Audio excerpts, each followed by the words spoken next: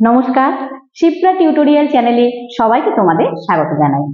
আজকে আমি তোমাদের অষ্টম শ্রেণীর ষষ্ঠ অধ্যায় বিষয়বস্তু, সেটা হচ্ছে খুবই গুরুত্বপূর্ণ একটা বিষয়বস্তু, যেটা একটা যুগান্তকারী পরিবর্তন হয়েছিল, একটা ঘটনা আর কি, ঐতিহাসিক ঘটনা। সেটা হচ্ছে কি, বঙ্গভঙ্গ। বঙ্গভঙ্গ বা বেঙ্গল পার্টিশন। এই বঙ্গভঙ্গকে নিয়েই আজকে আমার আলোচনার বিষয় থাকবে, এবং এই বঙ্গভঙ্গের হওয়ার পরে তার বিরুদ্ধে যে আন্দোলন হয়েছিল, যাকে স্বদেশী আন্দোলন বলে, সেই নিয়েও কিন্তু আমি আলোচনা করব। মানে বেঙ্গল পার্টিশন প্লাস হচ্ছে অ্যান্টি পার্টিশন মুভমেন্ট বা স্বদেশী মুভমেন্ট, এই নিয়ে ডিসকাস করব ক্লাস 8 এর 6th চ্যাপ্টারের টপিক। আচ্ছা, এই যে বঙ্গভঙ্গ নিয়ে তোমাদের আমি আগের দিন হালকা করে আলোচনা করেছিলাম যে এই ভারতবর্ষের জাতীয় কংগ্রেসে চরমপন্থার উত্থান বা যে এক্সট্রিমিজমের যে ডেভেলপমেন্ট হয়েছিল, সেটার কারণ কিন্তু, মেন কারণ বা ডাইরেক্ট কজ কিন্তু এইটাই ছিল, এই বঙ্গভঙ্গ বা বাংলাকে ভাগ করার পদক্ষেপ। এই পদক্ষেপ কে নিয়েছিলেন আমি আগের দিন বলেছিলাম, তাও আবার বলছি, এই পদক্ষেপ নিয়েছিলেন সেই সময়ের ভাইসরয়, ভারতের ভাইসরয় কে, লর্ড কার্জন। লর্ড কার্জন 1905 সালে বাংলাকে ভাগ করার জন্য ঘোষণা করেছিলেন। 1905 সালে 19শে জুলাই 1905 সালের 19শে জুলাই বাংলাকে ভাগ করার ঘোষণা করেছিলেন। তারপরে সেই 1905 সালের 16ই অক্টোবর এই যে পদক্ষেপ বা এই ঘোষণাটাকে কার্যকর করেন বা ইমপ্লিমেন্ট করেন। প্রথমে ডিক্লেয়ার করেন, ডিক্লেয়ার করেন হচ্ছে 19শে জুলাই, 19 জুলাই, 1905 এর 19 জুলাই, আর ওটাকে ইমপ্লিমেন্ট করেন কখন, 16 অক্টোবর, মানে 1905 এর 16 অক্টোবর। কিন্তু আমার প্রশ্ন বা সবারই প্রশ্ন যে এই বঙ্গভঙ্গ তিনি করেছিলেন কেন, বা এই পদক্ষেপটা তিনি নিয়েছিলেন কেন? ব্রিটিশ সরকার এবং লর্ড কার্জন তারা কিন্তু এর কারণ হিসাবে দেখিয়েছিলেন, বা এটার জন্য তারা বলেছিলেন যে প্রশাসনিক কারণেই তারা নাকি এই বাংলাকে ভাগ করার পদক্ষেপ নিয়েছিলেন। প্রশাসনিক কারণ বা অ্যাডমিনিস্ট্রেটিভ কস্ট, এটা কেন, কারণটা কি? আসলে সেই সময় বাংলা প্রদেশটা বা বাংলা বেঙ্গল যে প্রভিন্স, এটা কিন্তু ভৌগোলিক দিক থেকে বিশাল বড় একটা এলাকা ছিল, জিওগ্রাফিক্যালি একটা হিউজ এরিয়া ছিল। এবং যখন লর্ড কার্জন যখন বাংলাতে বা ভারতবর্ষের ভাইসরয় হন, তার আমলে বাংলার জনসংখ্যা প্রায় 7,80,00,000 তার ছাড়িয়ে গেছিল আর কি, মানে 7,08,00,000, এর থেকেও বেশি পপুলেশন হয়ে গেছিল জনসংখ্যা। তো এই যে এত বড় এলাকা, এত জনসংখ্যা, এই একজন গভর্নরের পক্ষে পুরো বাংলাকে শাসন করা, প্রশাসনিক তদারকি করা, অবজার্ভ করা, এগুলো একটু কঠিন হয়ে যাচ্ছিল, এটা ব্রিটিশ সরকার এবং লর্ড কার্জন বলছেন। এবং এটা খুব খরচ সাপেক্ষ হয়ে যাচ্ছিল, মানে এক্সপেন্সিভ হয়ে যাচ্ছিল, একজন গভর্নরের পক্ষে সব জায়গায় গিয়ে গিয়ে তদারকি করাটা কঠিন হয়ে যাচ্ছিল। এটা লর্ড কার্জন এবং ব্রিটিশ সরকাররা এই কারণটাই দেখিয়েছিলেন, তার কারণেই তারা নাকি বাংলাকে ভাগ করার পদক্ষেপ নিয়েছিলেন বা বেঙ্গল পার্টিশনের যে স্টেপটা তারা নিয়েছিলেন। কিন্তু এটা কিন্তু প্রকৃত কারণ বা প্রকৃত উদ্দেশ্য ছিল না। লর্ড কার্জন বা ব্রিটিশ সরকারদের প্রকৃত উদ্দেশ্য কি ছিল?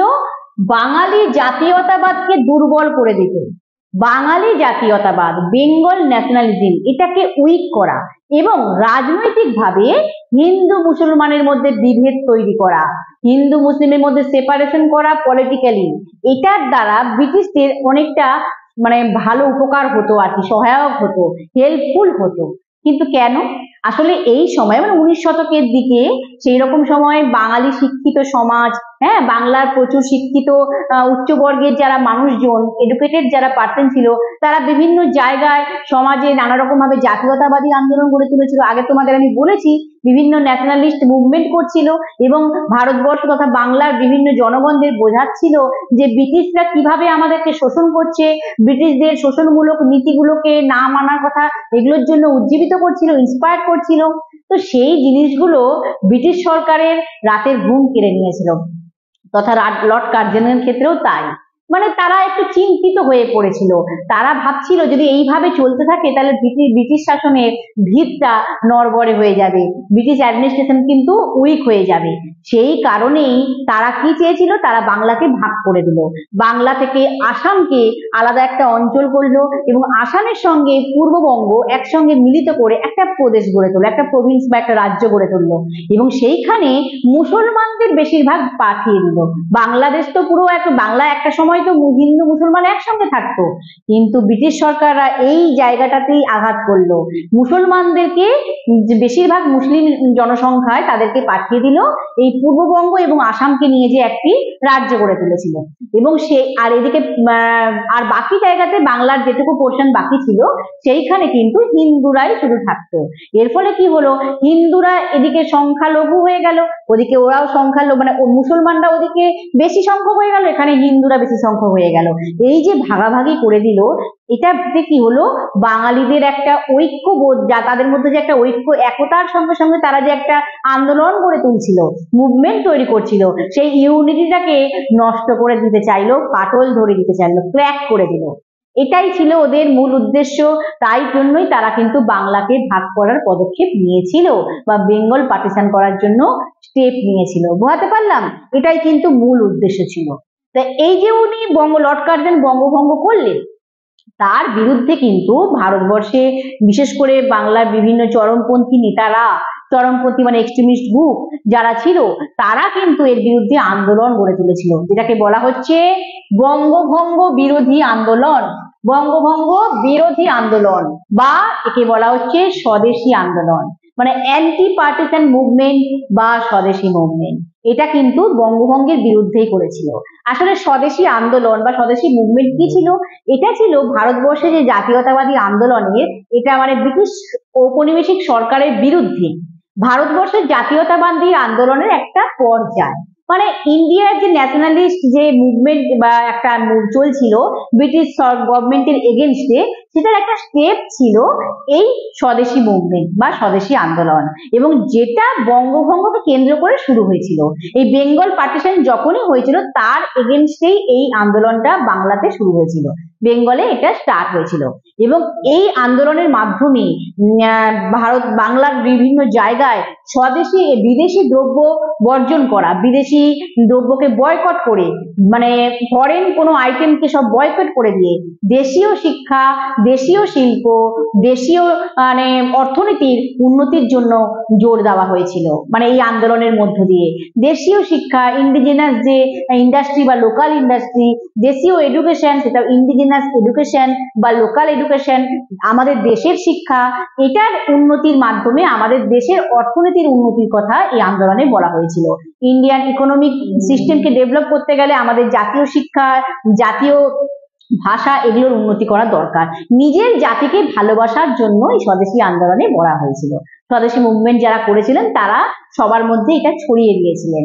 এবং এই আন্দোলনের যারা মূল প্রবক্তা কারা ছিলেন, মেন যারা লিডার ছিলেন, তারা হলেন অরবিন্দ ঘোষ, রবীন্দ্রনাথ ঠাকুর। রবীন্দ্রনাথ ঠাকুর কিন্তু এই স্বদেশী আন্দোলনে একজন খুবই বড় একজন লিডার ছিলেন বা প্রবক্তা ছিলেন, কিন্তু শেষের দিকে কিন্তু তিনি আবার সরে এসেছিলেন, সেটাও কারণটা আমি বলবো পরে। রবীন্দ্রনাথ ঠাকুর, বাল গঙ্গাধর তিলক, লালা লাজপত রায়, এরা সবাই কিন্তু মুখ্য প্রবক্তা বা মেন লিডার ছিলেন। এবং এরা বিভিন্ন জায়গায় কিন্তু স্বদেশী আন্দোলন করে তারা বিদেশি দ্রব্য বর্জন করে স্বদেশী দেশীয় শিক্ষা, দেশীয় শিল্পের উন্নতির জন্য বিভিন্ন পদক্ষেপ নিয়েছিলেন। তারা কিন্তু এই ইন্ডিজিনাস ইন্ডাস্ট্রি বা ইন্ডিজিনাস এডুকেশন, এগুলোর কিভাবে ইমপ্রুভ হবে তার জন্য বিভিন্ন ইনিশিয়েটিভ নিয়েছিলেন। কারা? এই সমস্ত স্বদেশী আন্দোলনের নেতারা। রবীন্দ্রনাথ ঠাকুর কি করেছিলেন? রবীন্দ্রনাথ ঠাকুর কিন্তু হিন্দু মুসলমানের মধ্যে বিভেদ দূর করার জন্য রাখি বন্ধন উৎসব করেছিলেন। যে রাখি বন্ধন উৎসব তোমরা এখন পালন করো, যেটা এখন ফেস্টিভ্যাল হয়ে গেছে, আমাদের ভাই বোনকে আমরা রাখি পরানো হয় বা বন্ধু বান্ধবদেরও পরানো হয়। এই বন্ধুত্বের যে একটা সূচনা, ফ্রেন্ডশিপ যে স্টার্ট করা, বিগিনিং করা, এই জিনিসটা কিন্তু রবীন্দ্রনাথ ঠাকুর এনেছিলেন বাংলাতে।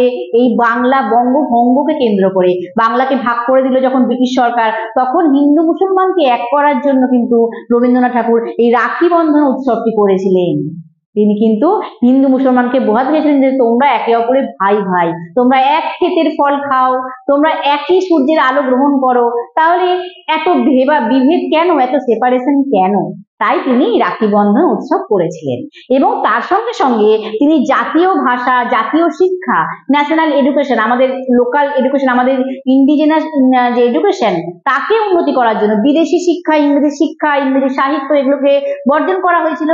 এবং তার জন্য তিনি দেশীয় শিক্ষার উন্নতির জন্য তিনি শান্তিনিকেতন যে গড়ে তুলেছিলেন, বিশ্বভারতী যে শান্তিনিকেতন করা, এটা কিন্তু এই উদ্দেশ্যেই করা হয়েছিল। শান্তিনিকেতনে বিশ্বভারতী যে বিশ্ববিদ্যালয় করেছিলেন, এটা কিন্তু এই উদ্দেশ্যেই করেছিলেন, এই জাতীয় শিক্ষাকে আরো বেশি সবার মধ্যে ছড়িয়ে দেওয়ার জন্য, আমাদের বাংলা ভাষার উন্নতির জন্য। রবীন্দ্রনাথ ঠাকুর কিন্তু এইভাবে কিন্তু স্বদেশী আন্দোলনে ভূমিকা পালন করেছিলেন, স্বদেশী মুভমেন্টে, কিন্তু শেষের দিকে কিন্তু তিনি স্বদেশী আন্দোলন থেকে সরে গেছিলেন। তার কারণটা আমি পরে বলছি। আর এই স্বদেশী আন্দোলনে মানে সব থেকে বড় ব্যাপার কিন্তু মানে বিভিন্ন পুরুষ জাতি মানে ছেলেদের সঙ্গে সঙ্গে সেই সময় বাংলার সমাজে ঘরে ঘরে মেয়েরাও কিন্তু, মহিলারাও কিন্তু এই আন্দোলনে যোগ দিয়েছিল। বিদেশি দ্রব্য বর্জনের যে মিছিল চলছিল, ফরেন আইটেমকে বয়কট করার জন্য যে প্রসেশন চলছিল, সেই মিছিলে কিন্তু তারা যোগদান করেছিল, তারা পার্টিসিপেট করেছিল এই স্বদেশী আন্দোলনের মধ্য দিয়ে। এটা কিন্তু কম মানে বড় কথা নয়। আর এই স্বদেশী আন্দোলনে যারা নেতা ছিলেন, তারা কি করলেন, জাতীয় শিল্পের উন্নতির জন্য, ইন্ডিজিনাস যে ইন্ডাস্ট্রি, আমাদের দেশের শিল্প, যেমন বাংলার তাঁত শিল্প, রেশম শিল্প, এগুলোকে যাতে কাজে লাগিয়ে বিভিন্ন জায়গায় কলকারখানা তৈরি করে আমাদের এখানে বিভিন্ন জিনিসপত্র উৎপাদন করা, শিল্প তৈরি করা, শিল্পের উন্নতি করার জন্য উদ্যোগ নিয়েছিলেন। সেই কারণে তারা কি করেছিলেন, 1906 সালে তৈরি হয়েছিল Bangalakshmi cotton mills. Bangalakshmi cotton mill, যেখানে তাঁতের সুতির কাপড় তৈরি হতো। এটা কিন্তু আমাদের দেশে বিদেশি কারখানাগুলোকে বর্জন করে দিয়ে বাংলাতে নিজেদের দেশীয় কারখানা তৈরি করার জন্য এনারা উদ্যোগ নিয়েছিলেন। 1906 সালে বঙ্গলক্ষ্মী কটন মিলস তৈরি করেছিলেন। তার সঙ্গে সঙ্গে মানে বিভিন্ন ভারতীয় ছাত্রদেরকে, বাংলা ছাত্রদেরকে জাপানে পাঠানোর চেষ্টা করা হচ্ছিল কারিগরি শিক্ষার উন্নতির জন্য, কারিগরি শিক্ষা লাভ করার জন্য। জাপানে তো এই কারিগরি শিক্ষা যথেষ্ট উন্নত ছিল, তখনও ছিল, তাই সেই কারিগরি শিক্ষা লাভ করার জন্য জাপানে পাঠানোর জন্য বিভিন্ন তহবিল, ফান্ড তৈরি করা হচ্ছিল, এই স্বদেশী আন্দোলনের নেতারা করেছিল। এবং আমাদের দেশের মধ্যেও কিন্তু বেঙ্গল টেকনিক্যাল ইনস্টিটিউট তৈরি করা হয়েছিল, বাংলাতে যাতে কারিগরি শিক্ষাতে ছাত্রছাত্রীদেরকে শিক্ষা দিতে পারা যায়, তার জন্য উদ্যোগ নেওয়া হয়েছিল, এগুলো চেষ্টা করা হয়েছিল। আর জাতীয় শিক্ষার ক্ষেত্রেও কি, আমাদের দেশের শিক্ষার উন্নতির জন্য কি করা হয়েছিল, এই 1906 খ্রিস্টাব্দে প্রথম জাতীয় শিক্ষা পরিষদ বা ন্যাশনাল কাউন্সিল অফ এডুকেশন, এটা কিন্তু তৈরি হয়েছিল এই 1906 সালে বা 1906-এ। এছাড়াও তৈরি হয়েছিল বেঙ্গল ন্যাশনাল কলেজ। এই ন্যাশনাল কলেজ তৈরি হয়েছিল, জাতীয় কলেজ যেটাকে বলা হয়, বেঙ্গল ন্যাশনাল কলেজ তৈরি হয়েছিল। তার সঙ্গে সঙ্গে আরো কিছু বেশ কয়েকটি জাতীয় বিদ্যালয়, স্কুল তৈরি হয়েছিল, যেগুলো দেশের স্কুল, বাংলা ভাষা শেখানো হবে।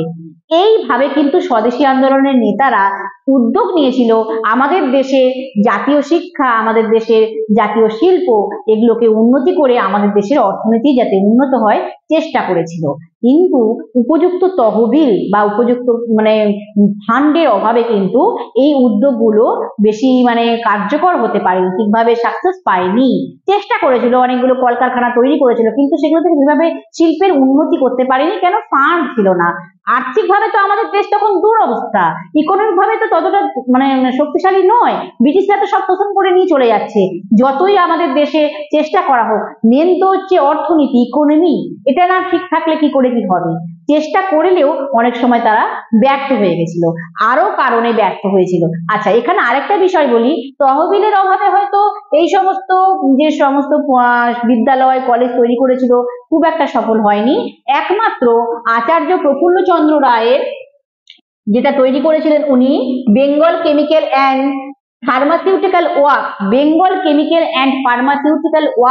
এটা তৈরি করেছেন তোমাদের আচার্য প্রফুল্লচন্দ্র রায়। সেটি কিন্তু ব্যর্থ হয়নি, সেটা সফল হয়েছিল। এছাড়া কিন্তু বাকি মোটামুটি এই সমস্ত যে উদ্যোগ নিয়েছিলেন পুরোপুরি কিন্তু সফল হতে পারেনি। ওরা কারণ বললাম তহবিলের অভাবে। আরেকটা কারণে এই স্বদেশী আন্দোলন ব্যর্থ হয়েছিল। স্বদেশী আন্দোলন গণ আন্দোলনে রূপ নিতে ব্যর্থ হয়েছিল। এই স্বদেশী মুভমেন্ট একটা মাস মুভমেন্ট হতে ফেলিওর হয়েছিল, ব্যর্থ হয়েছিল। কিন্তু কেন, কারণটা কি? আসলে এই যে স্বদেশী আন্দোলনের যারা নেতা ছিল, বেশিরভাগই তারা কি করতো, শহরের থেকে মানে বড় বড় শহর মফস্বল এলাকা থেকে আসতো, শিক্ষিত ভদ্র শ্রেণীর তারা ছিল। তাই তারা সমাজে নিচু শ্রেণীর যে উপযোগী কোনো কর্মসূচি, রাজনৈতিক বলো, সামাজিক বলো, অর্থনৈতিক বলো, সেই রকম কোনো উপযোগী কর্মসূচি তাদের কিসে প্রয়োজন হবে, সাধারণ নিম্নবর্গ মানুষদের কিসে উপকার হবে, এইরকম ধরনের কর্মসূচি তারা কিন্তু নিতে ব্যর্থ হয়েছিল। কারণ তারা তো উঁচু শ্রেণীর মানুষ, তারা তো বুঝতেই পারতো না সাধারণ মানুষদের কি সমস্যা। একটা মানে ডিস্টেন্স, মানে দূরত্ব কি করে তারা মেটাবে, সেটা তো মেটাতে পারতো না। মানে কোনো ইউজফুল অ্যাক্টিভিটি তারা লোয়ার কাস্টদের জন্য নিতে পারতো না, ফেলিওর হয়েছিল। কারণ তারা আপার কাস্ট থেকে ছিল, তারা এডুকেটেড এলিট ক্লাসের ছিল।